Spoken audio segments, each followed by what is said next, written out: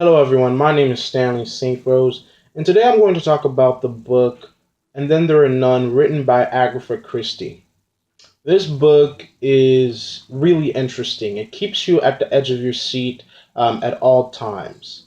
And it's a book about murders, but you really don't know who's committing the murders until the end of the book. Before I go into the rest of this summary and talk about what happens within the book and what's significant about it, please remember to subscribe, like, or leave a comment to help this channel grow. So this book begins with 10 people being invited to an island off the coast of England. This island is isolated, and there's only one boat that goes back and forth, bringing people to and from this island. Um, at the beginning of the novel, we have 10 people.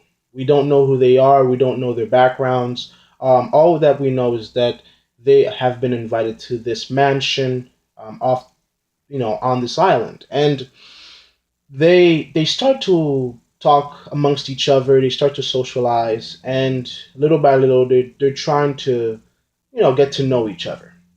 What they first understand about each other is that they've all been invited to this mansion by the same person. This person is called Owens.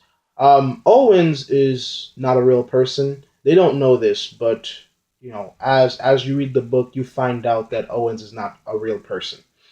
So it's really scary and really alarming because you know that these 10 people are invited to this island.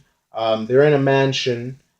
You would think that, this is going to be a bunch of people, a bunch of rich people who are in the upper class, of course, and they're going to have a party or a celebration. That's what you would expect. But that's not what you get at all within this story. So what happens is, as soon as these people are together, they start to die off one by one. Now, one thing to keep in mind is within this mansion, there is these 10 soldier figures. And there's also this poem about these 10 soldiers. And within this poem, what happens is one by one soldier dies. And, a soldier can die by being crushed, by being, different ways that a human being can die. That's what happens to these soldiers. So let your mind run wild on how these soldiers can be killed. And also keep in mind the 10 figurines. So it's three different things.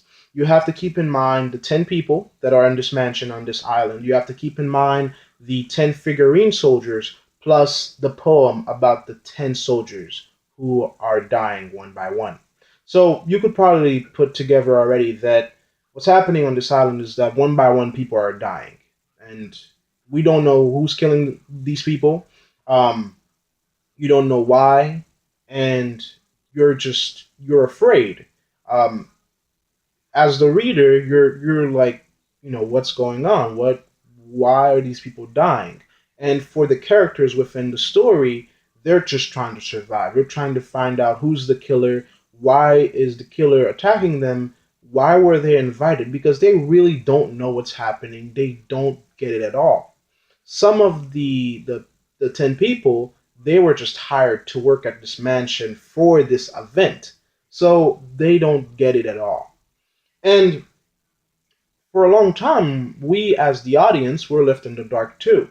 And people are dying. You can guess, right? You can guess with which one of the 10 people is the murderer, but it's not going to be easy. And people are dying. There's a man within the 10. His name is Judge Wargrave.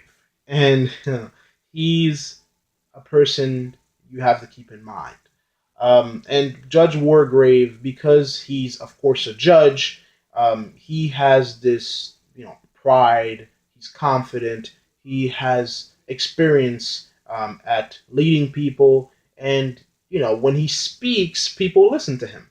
So Judge Wargrave, he basically becomes a detective, and he's telling the people, we need to search rooms, we need to kind of investigate and look around. try to figure out, try to put something together to figure out who's committing these murders so we can put a stop to it. And you, as the audience, you're gonna say, yeah, I mean that makes a lot of sense, right? You get this judge, this retired judge, and he's protecting us. He's leading us. He's gonna help us survive this murderer who's killing us, and we're all gonna be safe. Another thing to keep in mind is that on this island there is a storm going around, and that one ship that goes back and forth, it's not coming, right? So you can't get off this island. There's a storm out. It's dark. It's a mansion. It's not pretty.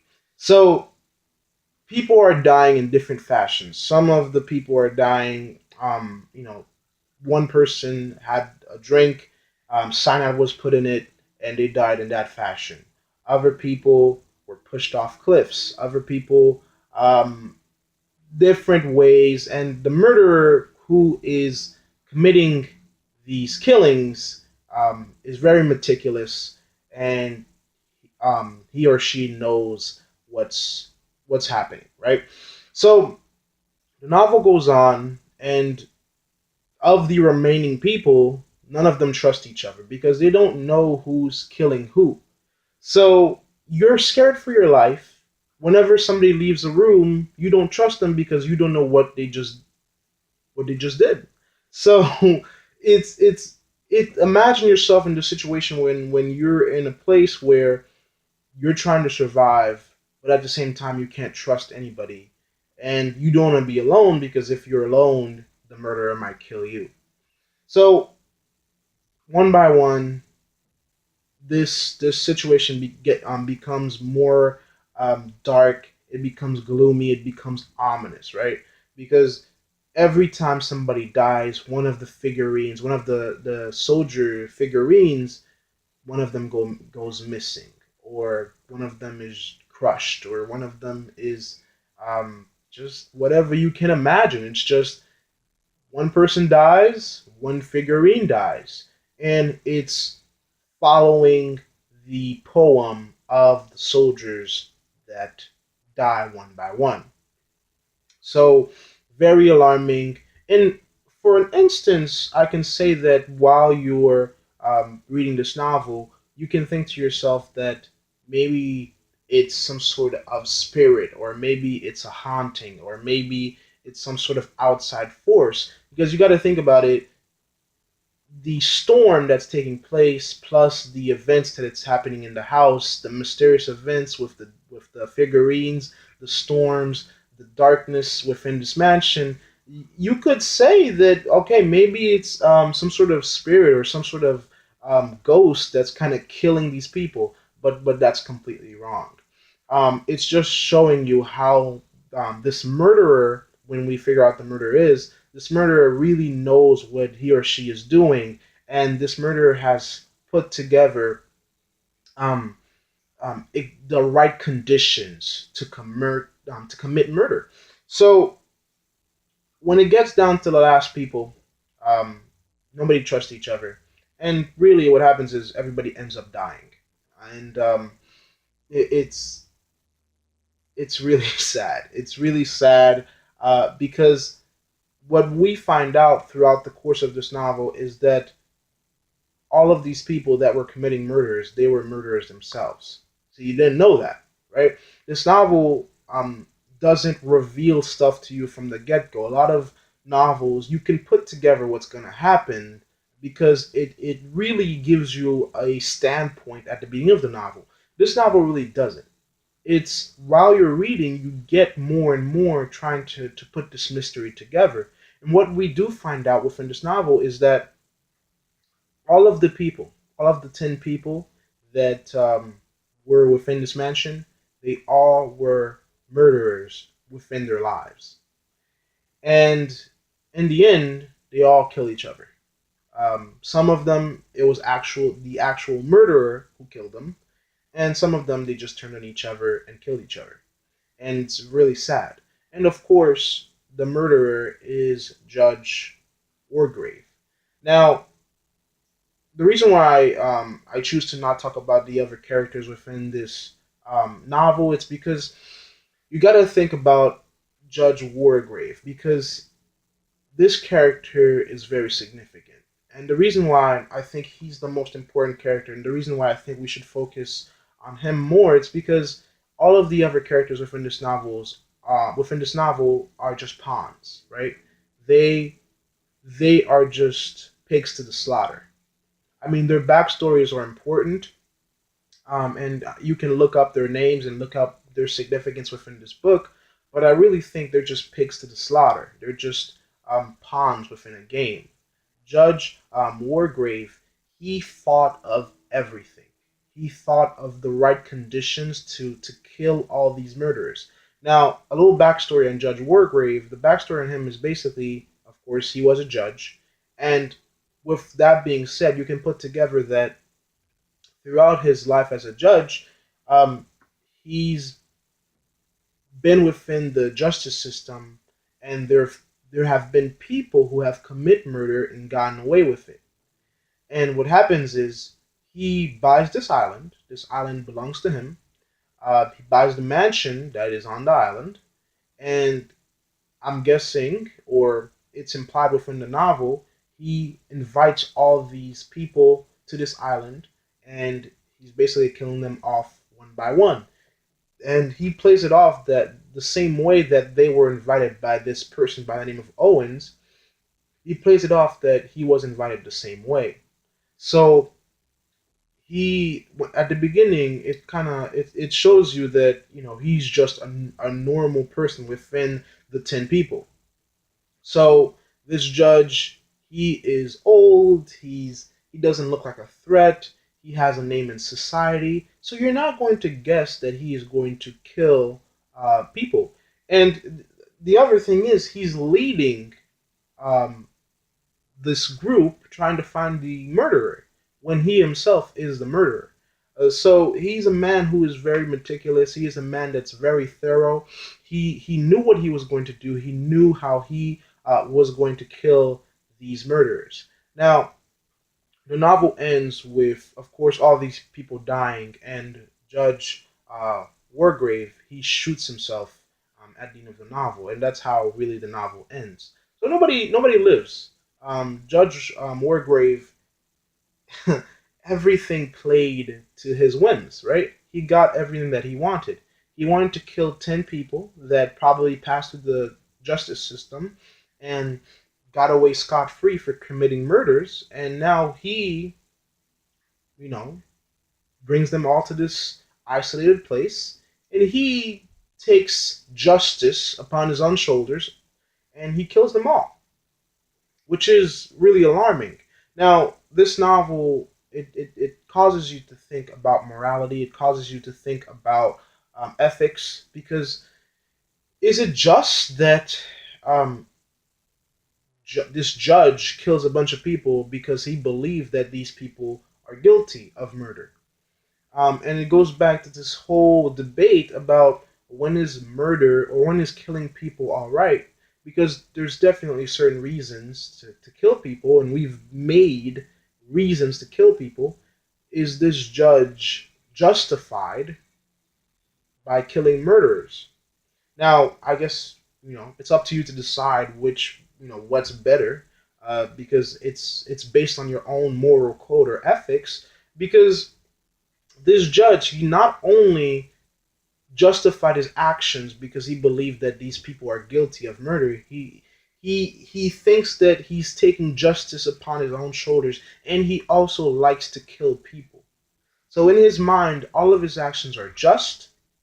His killing spree is there's nothing wrong with it.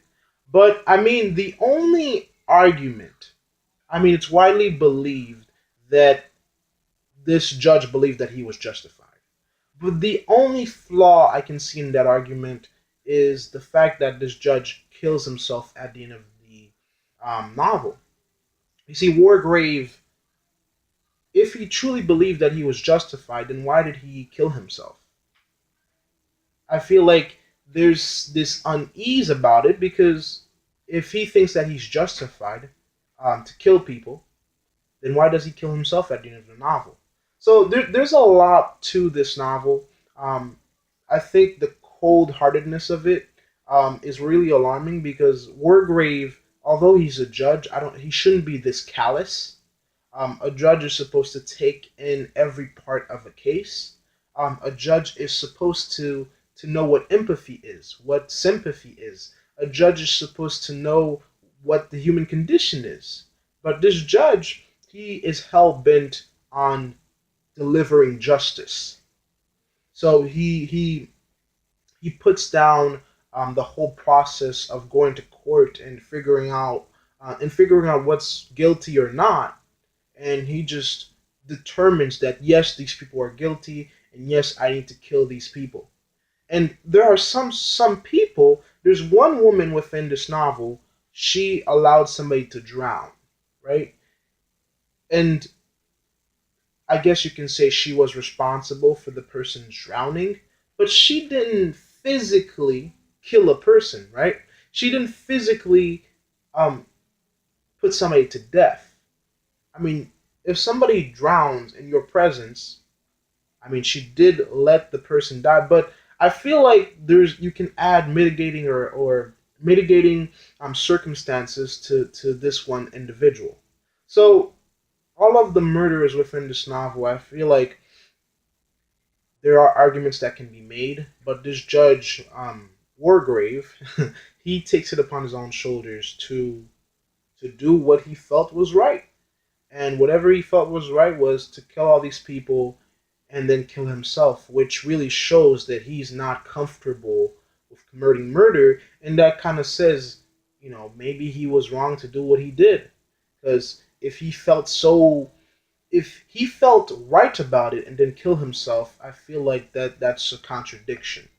So overall, this novel is really interesting. It's really good.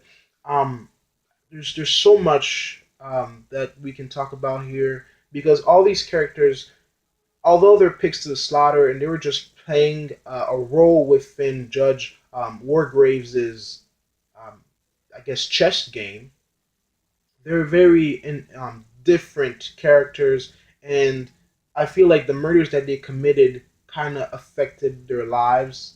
There's a doctor within this novel, and his whole thing was he had a drinking problem, and he killed somebody by doing an operation while he was drunk. And I think the fact that he's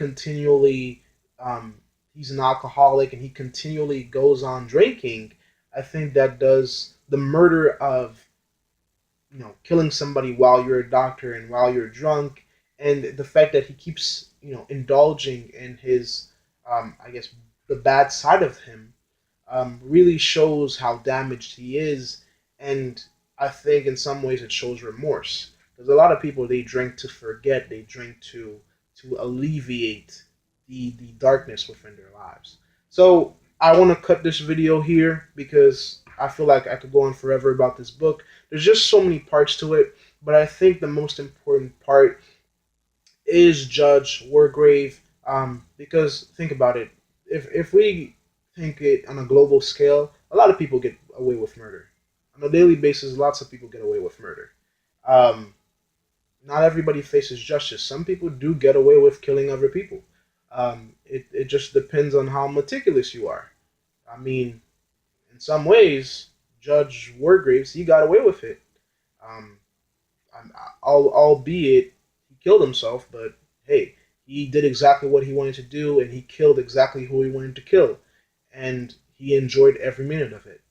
So that is my summary and my views on this book. I hope you guys like this summary, and I hope that it helped. I'll see you guys in my next video.